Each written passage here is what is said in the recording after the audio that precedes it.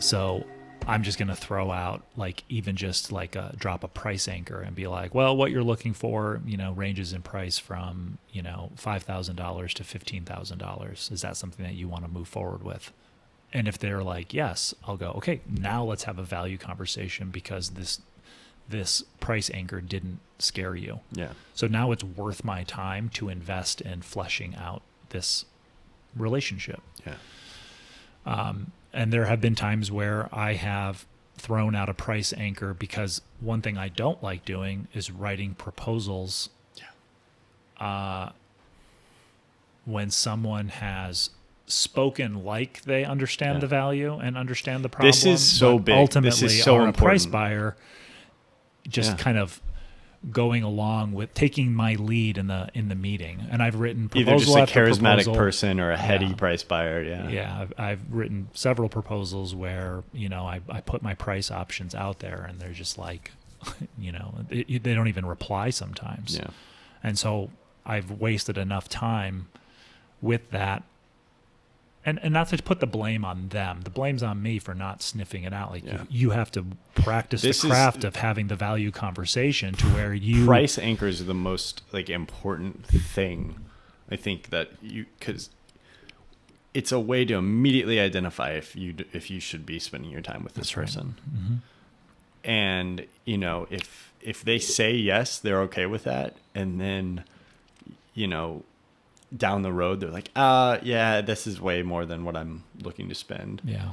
I mean, maybe, which is not worth your time, but it's a lot less likely to happen. If you go to somebody and you're like, hey, this is what it's looking like, is that okay with you? Right. And they say yes. Typically the people that say yes you're in the right ballpark. Right. They've crossed that first obstacle to, in your eyes, warrant further conversation. I mean, the big thing too with me is the biggest thing with like dropping a big price anchor or putting a proposal out where, yeah, I know this is incredibly expensive. I just have never really been like scared when there's a possibility that it might actually happen. Yeah. Where imposter syndrome creeps in. I want to feel that, I've got to step up to the plate here. Yeah. Whether it's the risk, the investment of it all, I need to step up to the plate and bring my A game. Yeah. It's on me now. Yeah. And I'm excited about that. Yeah. I want to collaborate with someone, a business, a brand, where we are working together. I am bringing my skills and expertise to bear on your problem, and we're going to swing for the fences with this. And when I know the value that it would create if it works, if we hit a home run, if we knock it out of the park, you guys, it's going to do this for you. Imposter syndrome isn't even possible because I think about what I'm getting paid in relationship to the value that this could create.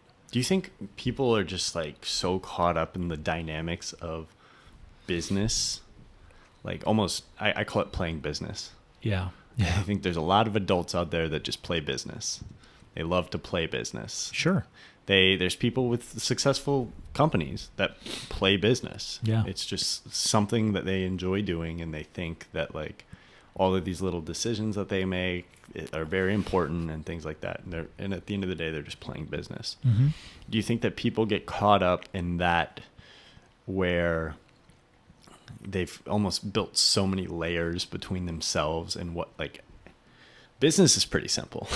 Like you have a market, you have a product or service that serves that market. Mm-hmm. And then what is the value exchange there? And if you're on the side of the person providing that, you have to make sure that your costs are covered so you can continue operating. Right. And on the other side, that's what they're trying to do too. They're just trying to make sure that their costs are covered, and they've encountered some kind of a problem or maybe a potential for more growth. And so they're reaching out to, either explore that potential for more growth or fix a problem that is affecting them being able to service their bottom line. Right. And like, I don't want to oversimplify it, but I like to break everything down to like, what's the core of this?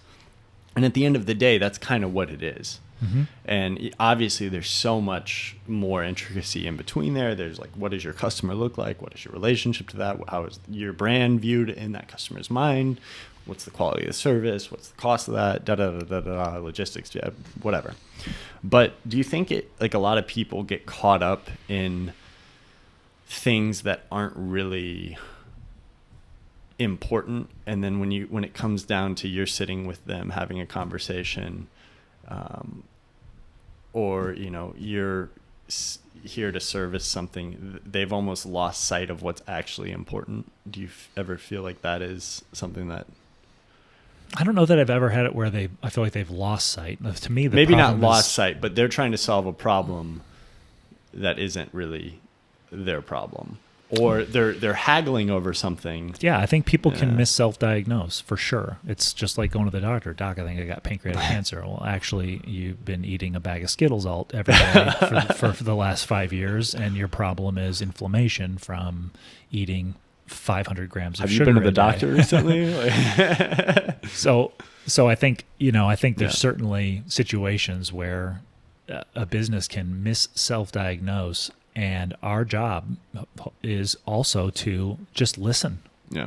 Like, what's going on? What are the issues? You sometimes, and this is where having like business training and understanding that person's perspective is really helpful, because sometimes, you got to crawl into their business, and they have to trust that if they show you these things, their numbers, what this converting, whatever, likes on Instagram, whatever it is, whatever these metrics are that aren't what they want them to be, that you can hopefully identify what the root cause of that is. And that also helps instill confidence in coming up with this prescription that's going to solve that problem, that's going to cure the disease, that's going to fix the thing that is going on.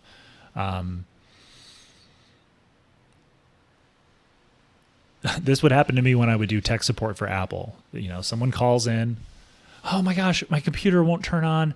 It's really hot underneath. It's making a weird sound. They will rattle off all these things, and you're like, oh my God, like it's the bride. You got to take it into the Apple store. It's like, like 9 times out of 10, dude, I would just go, well, let's restart your computer. And I would go, when was the last time you restarted it? I don't know if I ever have. Okay. Well, let's restart it. And like the mouse isn't working, or the scroll pad, they would restart it and everything would be fine. Yeah.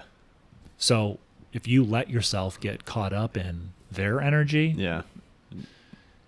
that can certainly lead toward doing the wrong thing for them, and them potentially paying a lot. Then you're at risk of not getting the results they want. Then they hate you for the investment that they made. Yeah. So how do you get into that? Like, hey, what you called me for isn't necessarily what you need. Yeah. And you can pay, and because, I feel like I did a terrible job of like presenting it, but you got it. Yeah. I mean, the Apple thing, like you understood what I was trying to get at. The idea of like, I understand you're worried about this, and this. Yeah. But what's causing, like, these are secondary. These are symptoms for you have a bullet in your leg right now. How do you have that conversation? I mean, again, it just comes from that value conversation, continuing to ask questions. Yeah. And probing. I think that's really the responsibility of the person who wants to solve a problem for someone and charge based on the value of that solution. You have to have what typically is an in-depth conversation to understand what the issue is and how to fix it. This is just like when a business hires consultants, like, hey, we're hemorrhaging money. It's like Office Space. What would you say you do here? It had been a golden afternoon, and I remember having the familiar conviction that life was beginning over again with the summer and summer.